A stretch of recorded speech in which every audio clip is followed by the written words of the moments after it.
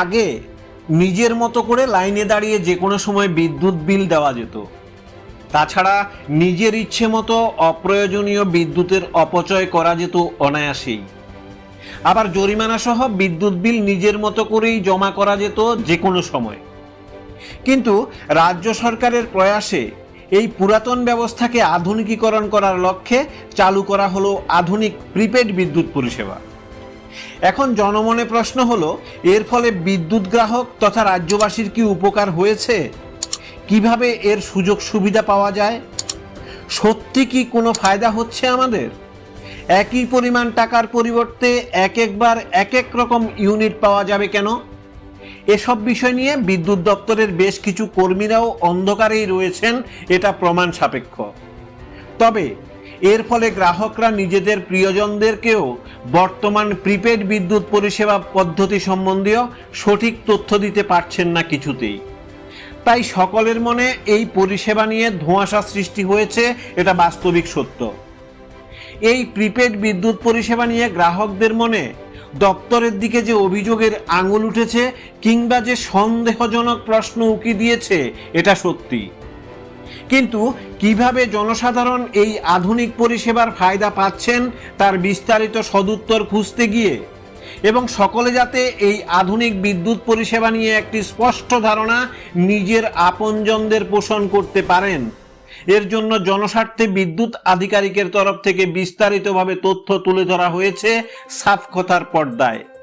দেখুন এরই একটি বিশেষ প্রতিবেদন। আউটসোর্সিং থেকে একটা জিনিস জানতে পারলাম যে বটম 5-এ চাপ দিয়ে বন্ধের ডেটে পরিষেবাটা নিতে পারে। এই ব্যাপারটা যদি একটু আপনি বলতে ডেটে না, অনলি সানডে, অনলি সানডে। আচ্ছা, এটা সেকেন্ড শিফটে হবে না, ইয়েতে হবে না, কিছু হবে না।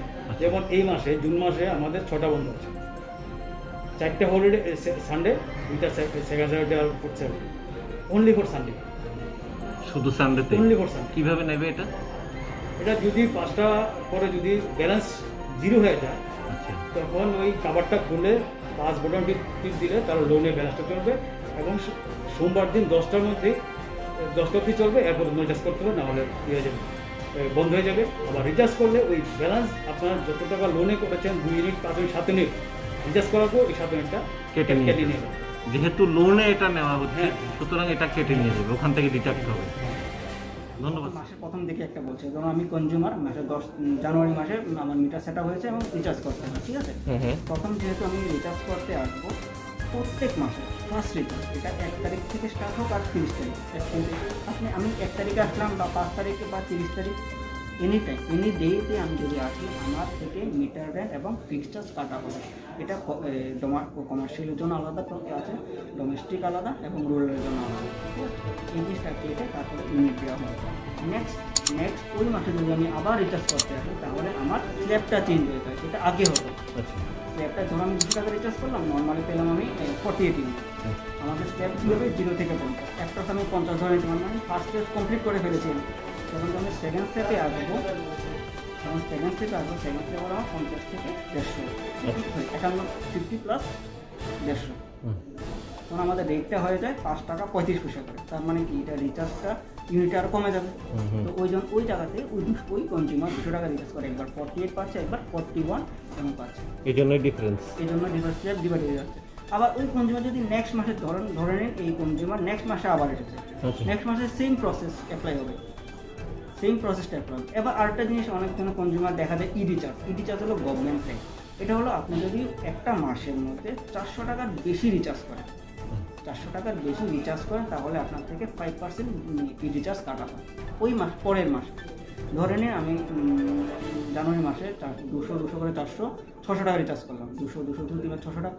তার মানে আমি 400 টাকা থেকে কত রিচার্জ করলাম, 200 বেশি রিচার্জ করলাম, 200 টাকা 5% কত হবে, 10 টাকা। 10 টাকা কেটে ফেলবে, 10 টাকা এক্সট্রা চার্জ দিতে হবে। নেক্সট যখন ফেব্রুয়ারিতে মাসে আসবো, তখন meter rent, fixed charge plus e recharge 10 টাকা আমার থেকে কেটে যা টাকা থাকবে ওই টাকা ইউনিট হবে। এখন আপনি বলতে পারবেন আমি জানুয়ারিতে এসেছি 200 টাকা করে 48 পেয়েছি, কিন্তু আমি কি ফেব্রুয়ারিতে 48 পাবো? তাই তো না, পাবো না। তো 10 টাকাতে আমি এক্সট্রা ইউজ করেছি, 10 টাকা কেটে নিয়েছে না ই রিচার্জ। আচ্ছা, ওই জায়গাতে আমি 46 বা 43 পেলাম। এই জায়গাতে এসে ডিফারেন্সটা ক্লিয়ার হয়। তাহলে এই জন্যই ইউনিটটাতে ভেরি করে, এটাই হলো ভেরি করার অ্যাকচুয়াল কারণ। আর আমাদের যে জিনিসটা আপনি একটু আগে বললেন যে কেন অনলাইন প্রসেস, অনলাইন প্রসেসটার মধ্যে ভেরি ইজি, এটা প্রফিটেবল।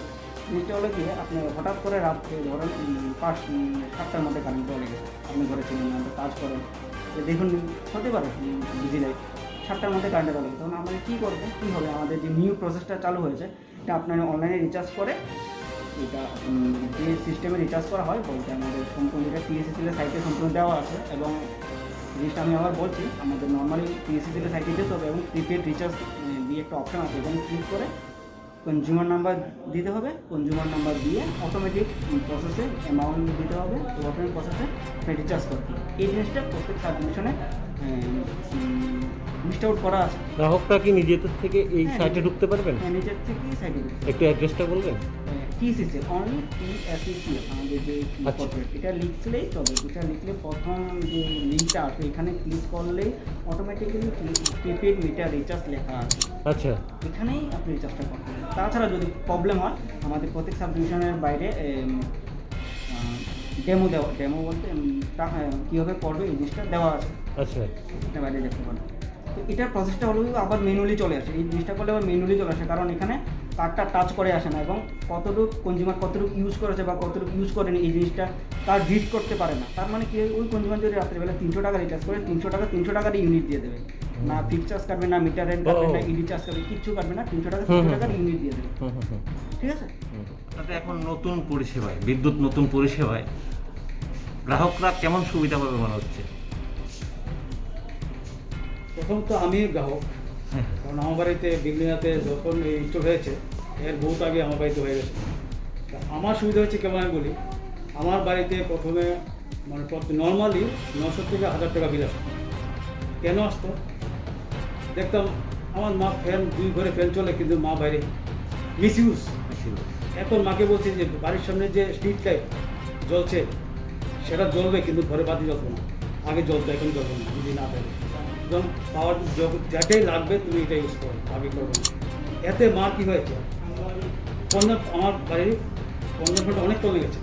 মা এই ঘর থেকে যখন ওই ঘরে যায় তখন লাইট অফ করে অপচয় করে না। অপচয় করে না। যে আমার যেখানে 890 টাকা লাগতো সেটা আমার চলে যাচ্ছে 750 থেকে 790।